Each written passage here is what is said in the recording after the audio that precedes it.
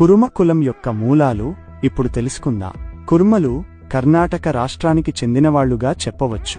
కర్ణాటకలో కురుమలను కురుబా అని పిలుస్తారు. కన్నడలో కురు అంటే గొర్రె అని అర్థం.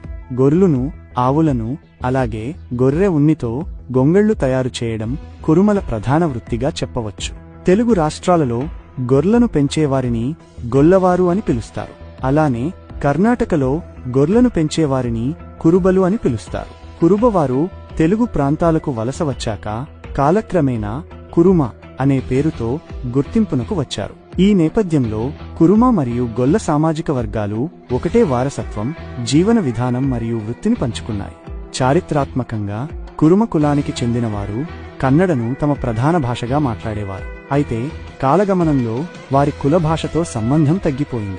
ప్రస్తుతం ఈ కులానికి చెందిన చాలా మందికి తమ పూర్వీకుల భాష